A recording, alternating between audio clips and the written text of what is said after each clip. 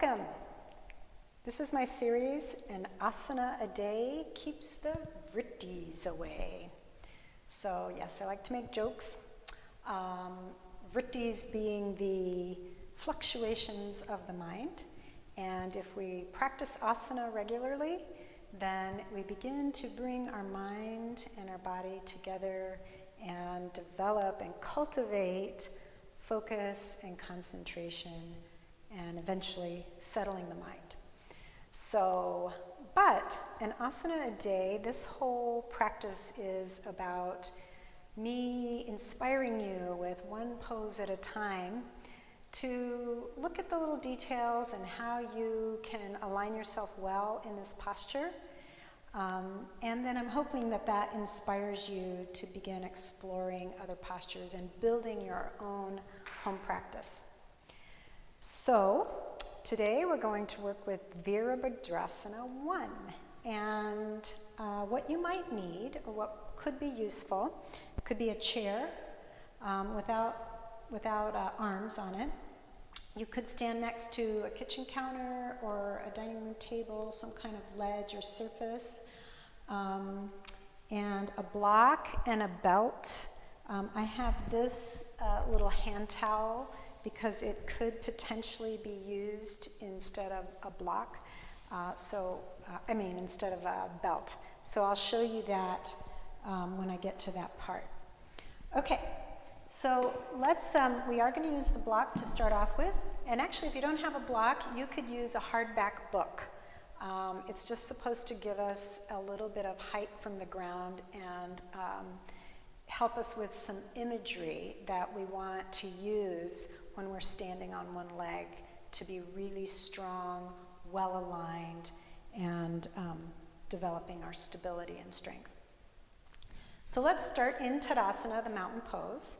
And we want to do that with our feet hip width apart, with the hip sockets, not the outer hips, but the hip sockets aligned over the knees, over the ankles, and my feet are parallel. So if your toes are turned out, bring the big toes towards each other a bit, and maybe a line from the base of your second toe through to the center of your ankle. Make those lines parallel. And now from Tadasana, align yourself so that you feel the weight of your body funneling down through the bones, into your hips pressing through your leg bones and into your heels. Most of your weight in Tadasana should be in our heels. The heel bone is a very thick, dense bone because it bears most of our weight. That's how that bone has evolved in the way that it is. That doesn't mean that there's no weight in the ball of the foot. You are pressing through the ball of the foot. Your toes are light and free. You should be able to pick them up and move them around without losing your balance and wobbling all over the place. So it is a good practice to just kind of stand in Tadasana, lift up your toes for a moment. Feel your weight funneling down into your heels and into the earth. The ball of the foot is grounded. Your toes are light and free. And if you imagine that you're pressing from your hips down into the legs, into the earth, you can also feel this energy of growing upward out of the earth. Good. So that's our baseline. We're going to take our block, and I've done this in some of the other videos that I've posted, but I like repeating it, so I really encourage you to repeat it too. I'm going to stand on the block so that my heel is definitely on the block. If your toes overhang, that's okay. Press down through your heel. Push into the block from your hip into your heel and into the block and into the earth. And your other foot could come up. If this feels really wobbly to you, be next to that dining room table or your chair to give yourself a little bit of steadiness while you practice strengthening this hip. Right? And this toe could stay down. You could kind of play with bringing it up. And then we'll come down. It's nice to stand in Tadasana after only doing one side and just notice the difference between the two hips. Good. Now let's do the other side. So pressing through the heel. From the hip down into the heel, you rise up. And that's the idea of having the block or a hardback book here, because you really do rise up and you can feel that. And you can kind of play with balance a little bit here. Don't hesitate to stand next to a wall or a table or something to help as you begin to build this stability. Good, and then we're going to let ourselves down and come back to Tadasana. And then we can try that without the block. So without the book or block, I'm just pressing down through one heel, choosing a leg that will be my standing leg.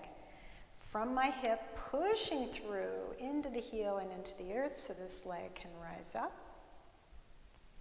And very fluidly and smoothly, take some practice to get there, switch legs. So pressing from the hip into the heel, into the earth. Your other foot rises up and it's free to move around. Practice this on a daily basis until it really does get very smooth and you feel that strength and confidence as you lift one leg up off the floor. So, the next pose, I'm just going to bring the chair here. Ooh, sorry about that. To demonstrate how you might support yourself if you feel like you need some support.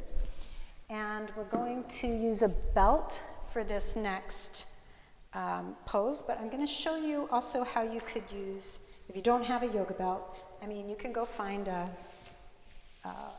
belt or a scarf or something that you have in the house. It doesn't have to be a yoga belt. But what we're going to do is slip one foot through that belt and around the front of the ankle so that we can bring this foot up, okay? So a scarf obviously would be really easy to figure out how to do that, but even a hand towel, I can put that around the front of my foot, stabilize myself, and there I go, all right? Just so in case you don't have all the props, you know you can be creative with that.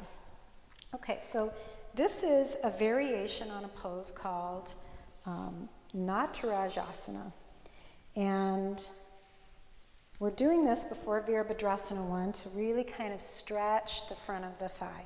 So feel free to stand near something next to a wall to have a little support if you feel like you need it. But the more you practice this one-legged Tadasana, the easier that's going to get without support. I'm going to turn to the side, standing in strong in my standing leg with the belt around the other foot. I'm bringing it up, okay? And depends on how long your belt is.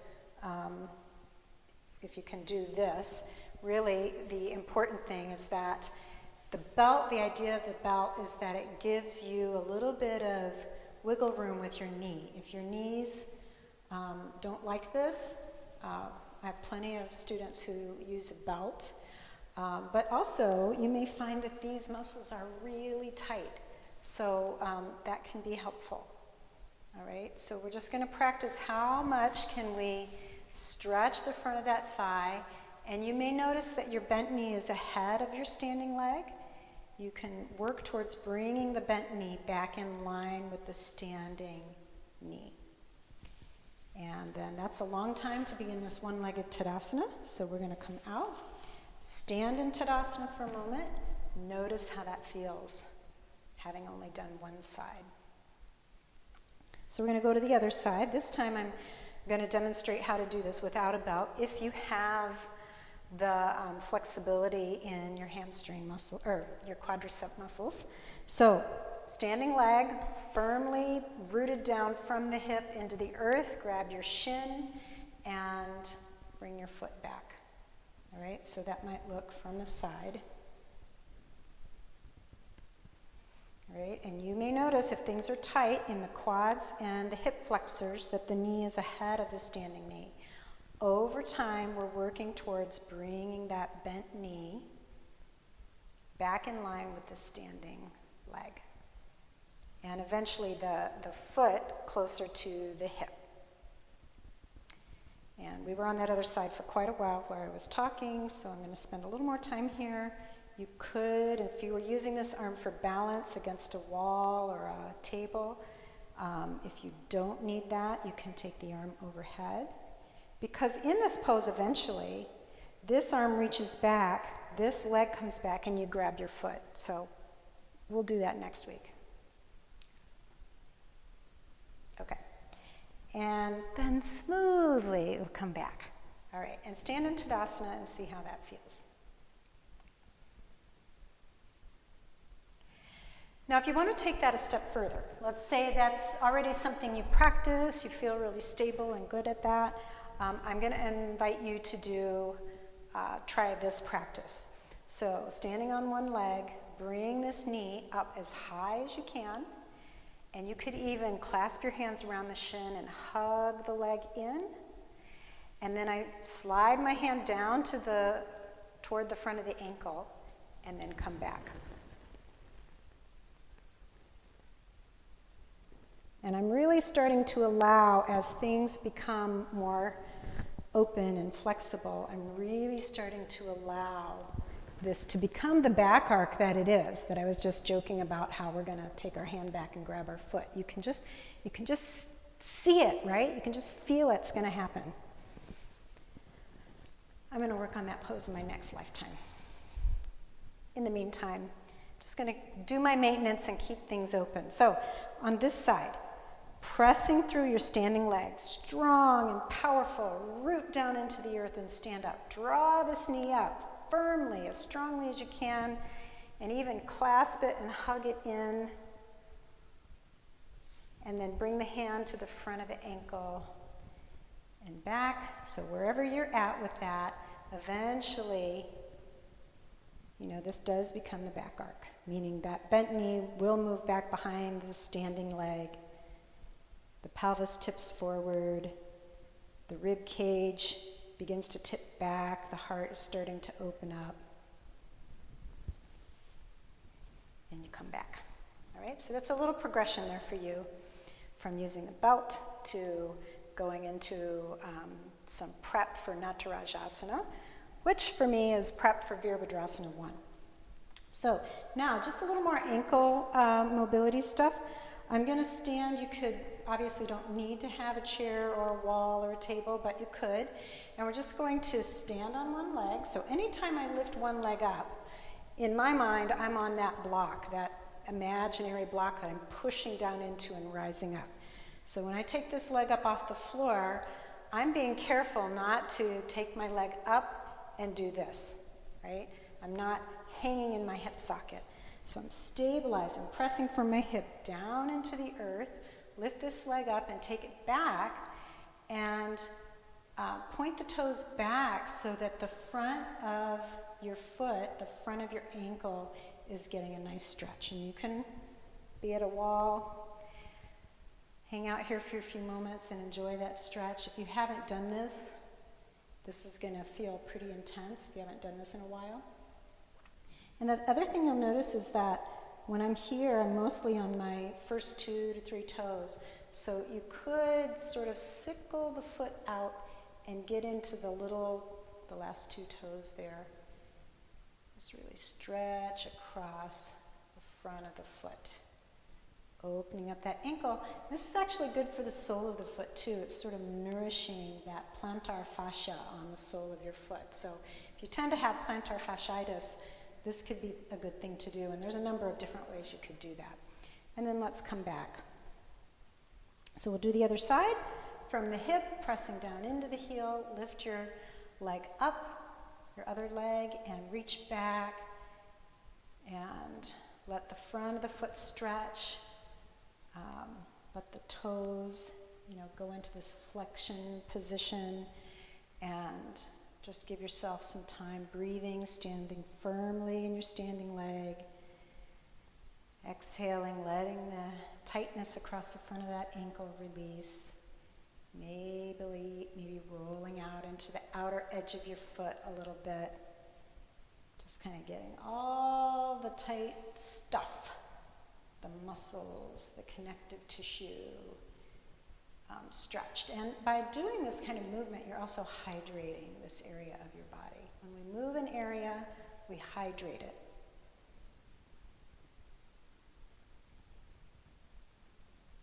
And if you are getting some cramping, speaking of hydrating, you got to make sure that you're hydrating with water, but not just water.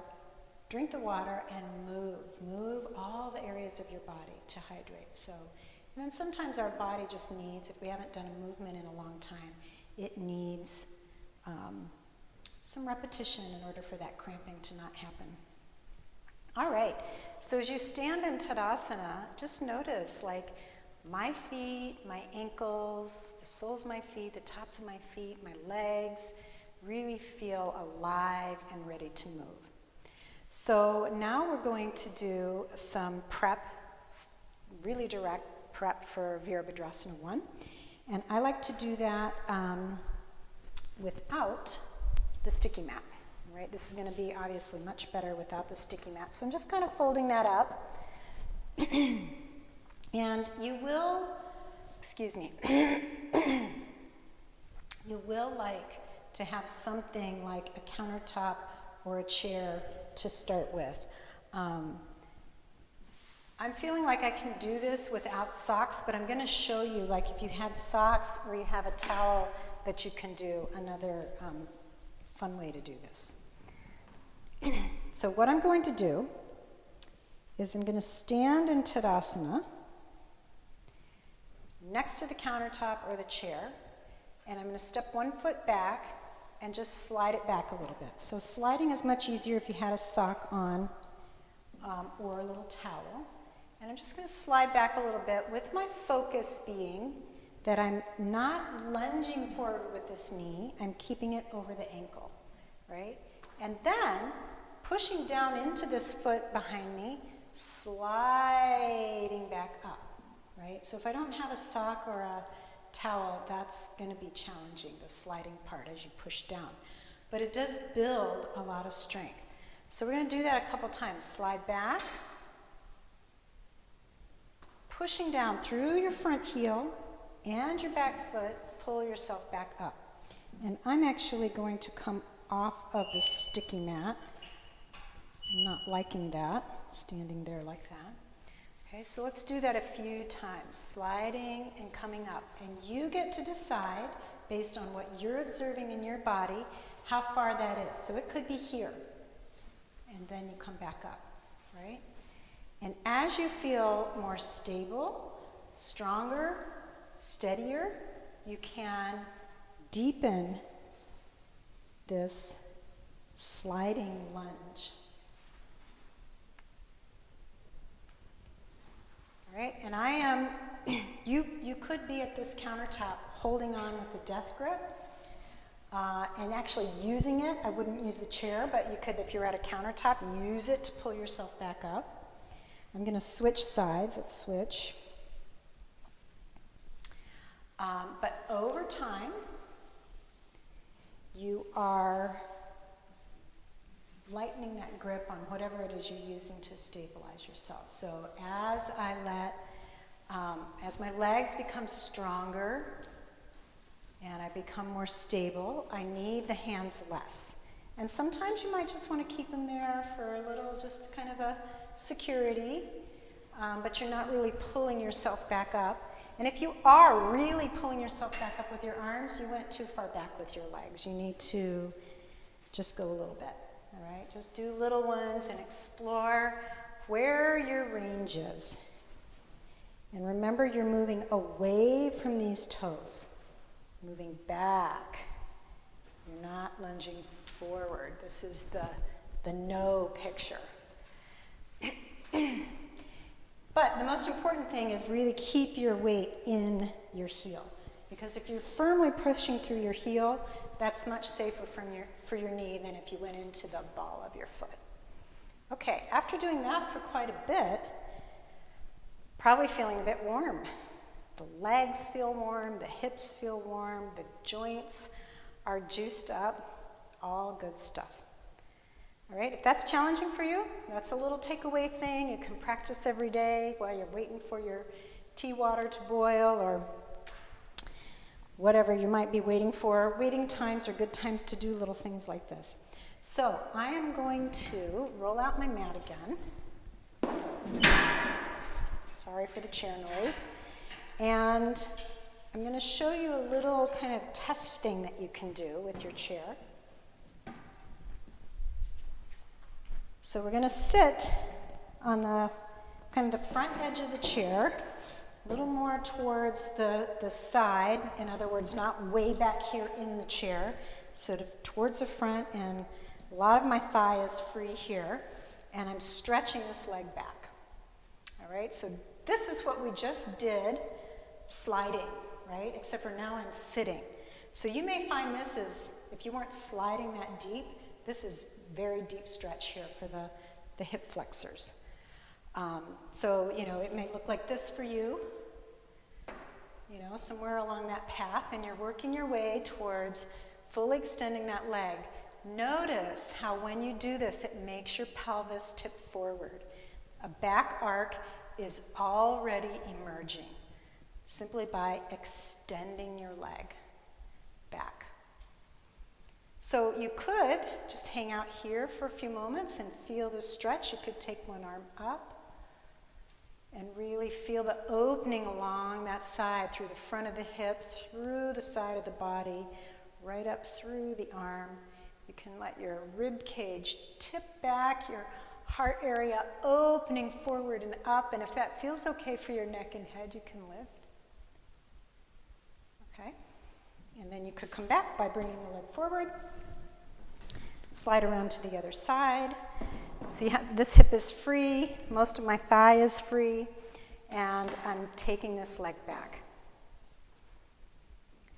And just notice that as you take the leg back, your pelvis tips forward. It's a natural movement that happens in our bodies. And in extension, the pelvis will tip forward and your lumbar spine begins to curve into this back arc. This is healthy and natural and good.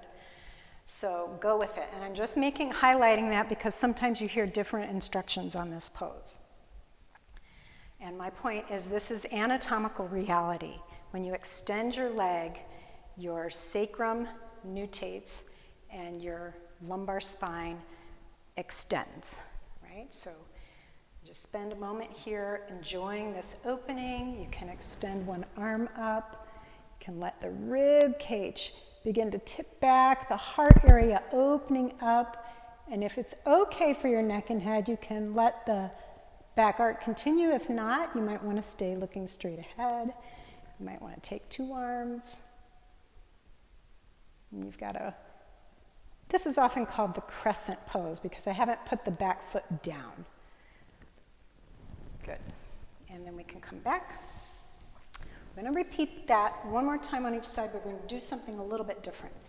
So here, I'm coming into this crescent pose, supported with the chair, making sure that this shin is perpendicular. And I'm going to play with what happens if I push the floor down with this heel and push with the back, the toes of the back foot, and really press this thigh up, right? Toes pushing down, or the ball of the foot. The thigh is pressing back. I'm pushing down with this heel. I actually have a little space off of the chair. So you can play with powering up your legs. All right?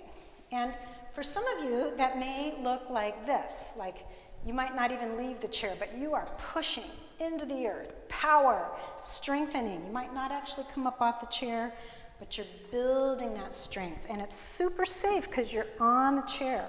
So it can be a really nice way to build up to where we're headed.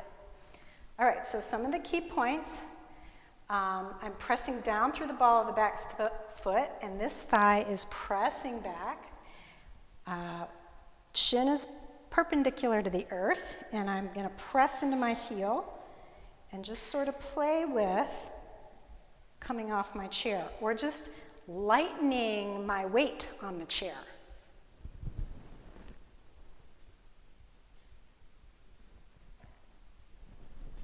And then you come back. You can practice that as much as you want. You can pause the video and repeat. You can just practice it every day a little bit, whatever you'd like to do. Okay, so we're going to come up. I'm moving the chair out of the way for a moment. We're going to do another slidey-glidey thing. I call these the slidey-glidey poses. So I'm just getting my sticky mat out of the way. You could have a towel or a sock, or maybe your floor is slippy enough. You could do this, just be careful. Back to the one that we were doing previously before the chair crescent pose. I'm sliding back. You can be at a countertop holding on to something. Probably a good idea for this one. I'm going to slide back, and this time I'm going to touch my knee down, but I'm not putting weight in it, right? I'm just checking in. Ooh, and you might do that. Let's try the other side.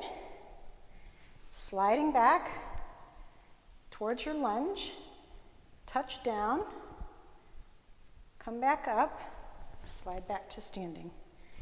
So you could, I'm just switching sides, you could do one side a few times. I'm sliding back. So if you had your hands on a countertop, that might be a good idea if you've never done this before. You kind of touch down. Then you always got your hands there. You can help pull yourself up, with the goal being that you are learning how to do this and strengthening so that you don't need the countertop. All right, we're going to do one more on each side. Slide back, touch down, do whatever you want with your hands. Come back up.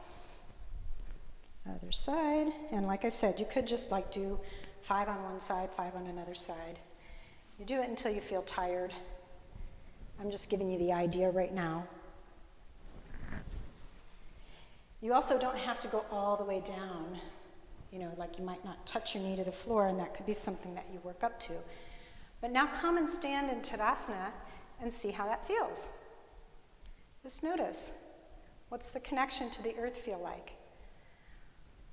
What do your legs feel like, your hips? What does your torso feel like? Your shoulders, your neck, your head? What does your attitude feel like? What is the mind like right now? The state of mind. Okay. All of that to lead up to the actual pose. Vīrabhadrāsana 1, so I am going to use a sticky mat. Now, I wish I had, or, I mean, I certainly could make one of these, but I've seen these where people have a mat where there's a big stripe down the middle. I'm going to use that image because this is another point about anatomical reality and using our joints well and keeping them safe and healthy. That I am going to actually, sometimes we start this pose standing like this and we step our feet apart, but today I'm going to stand at the short end of the mat in that Tadasana position, feet hip width apart, the width of my hip sockets, which is unique to each one of us, so I can't tell you how far apart.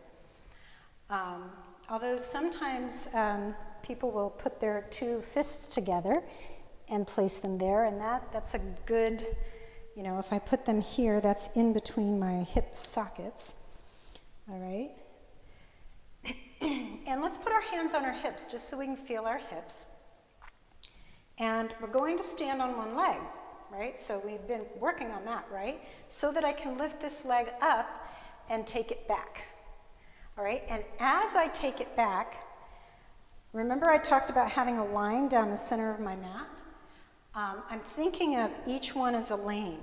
This is my right lane, this is my left lane that are in line with my hip sockets. That's not huge, right?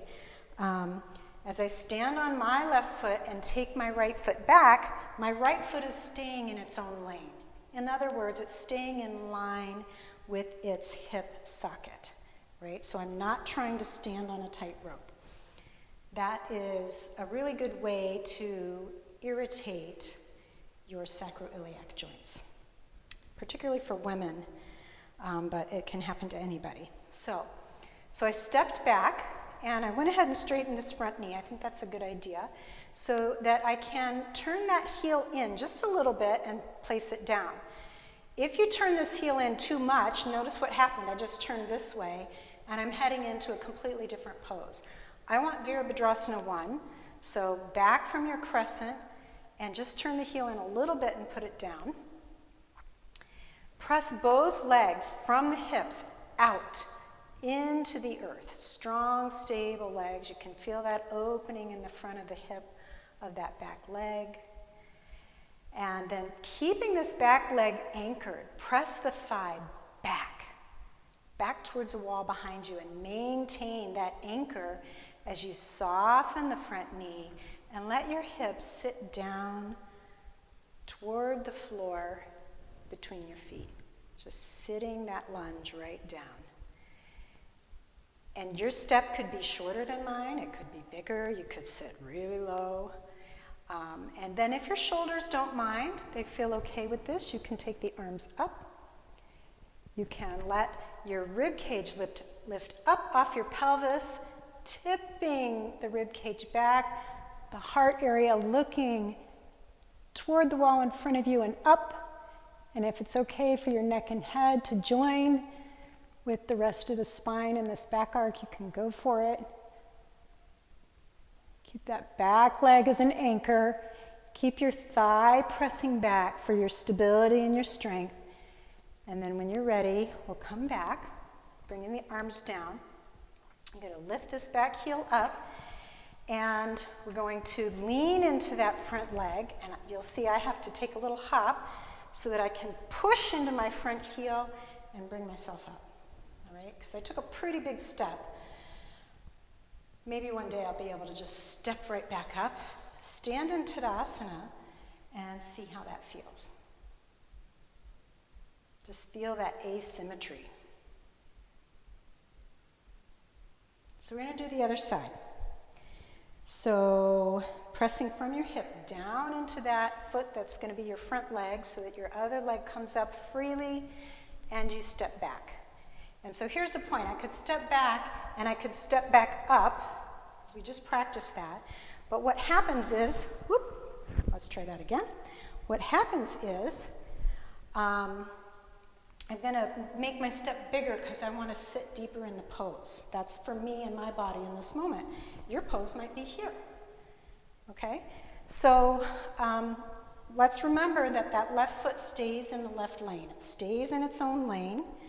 And I'm going to straighten my legs, pressing down from the hips out into my legs and into the earth. And you can put that back heel down. Turns in just a little bit. So that that foot's kind of like at a 60-degree angle as opposed to like a 45-degree angle. We're facing this way. Good. So anchor the back leg, heel rooting into the earth, the back thigh pressing back, and soften that front knee and let the hips sit down toward the earth. Good. And you can breathe in if you'd like and take the arms up. You could keep your hands on your hips. Your ribs are lifting up off your pelvis and tipping back, opening up to the heavens. If your neck and head feel okay tipping back, they can go with it or look straight ahead.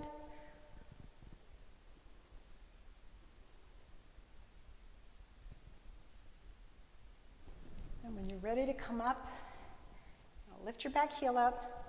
Maybe hop just a little bit and then see how much you can push through your front heel to bring yourself back up. You're in Tadasana, stand for a moment.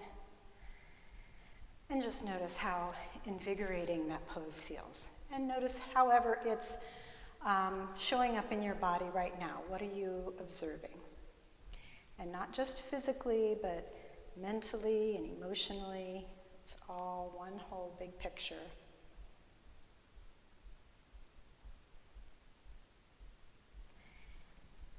Good. And then, back with my squeaky chair. I'm going to finish this practice off. Now, you could just stop the video and go do your other standing poses and add that in if you'd like. But I'm going to add a twist here and a forward bend. If we're finishing it off, I'd like you to at least have that. And then ideally lay down on the floor for a little Shavasana afterwards. So standing on one leg, I'm pressing down through one leg and bringing the other leg up. Place it lightly on the chair.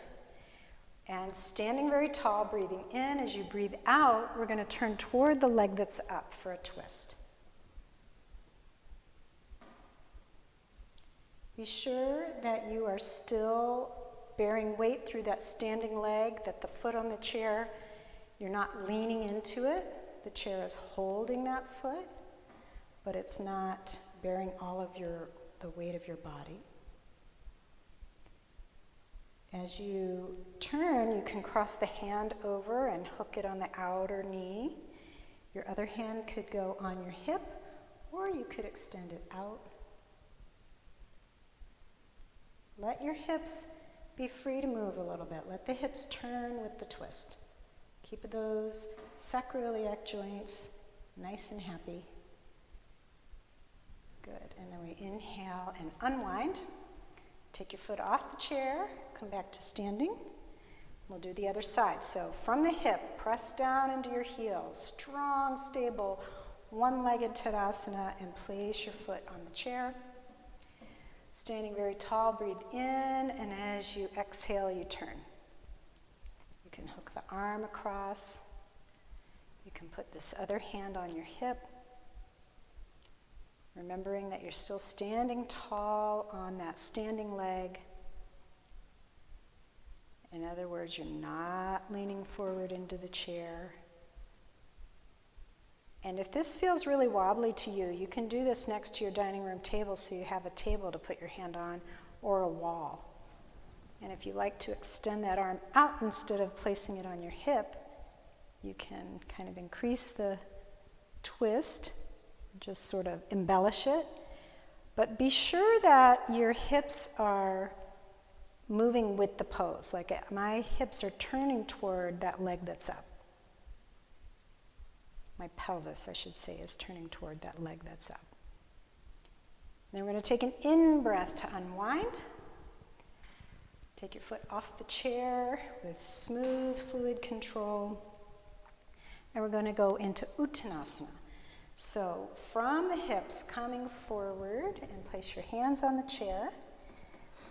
This might be a good Uttanasana for you. You might be able to go lower. And you could do things like add a block if you want to put your forearms down. So you're going to find the height that's right for you. You might go lower than the chair, and if you do, you could just bend the elbows. What I'd like for you to pay attention to here is that you are not shifting your hips back behind your heels as you come forward, right? And also I was demonstrating that because I'm talking to you, I had my head like this.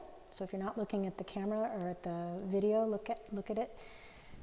This we might have a tendency to do because we're looking at the floor, but eventually you want this nice flexion. So I'm not going to lean back behind my heels. I'm going to bring my weight forward so that the ball of the toe is taking a lot of weight. I have to actually really reach through my heels and let the chin come in. I'm drawing the lower belly up into the back body. So I'm really curling forward.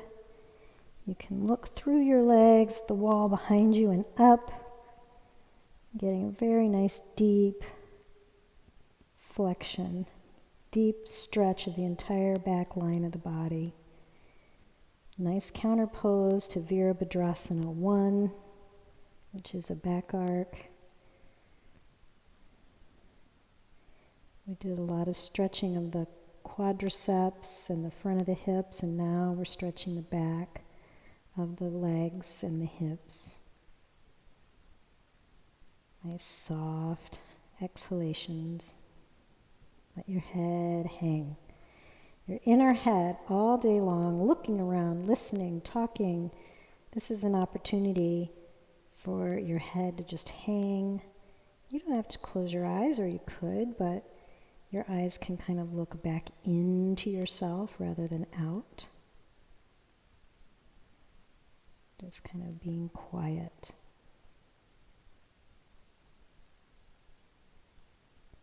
And then And to come out of this pose, I am going to bend my knees and reach my hips back behind my heels, lengthening my spine.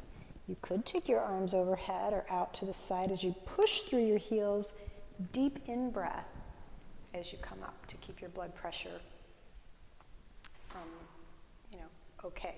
Make your blood pressure okay and not be dizzy as you come up. Good. So that's my little asana for the day. All the little prep to do for that one lovely Vīrabhadrāsana one. I hope you enjoyed it, and I hope you'll join me for more. Thank you. Namaste.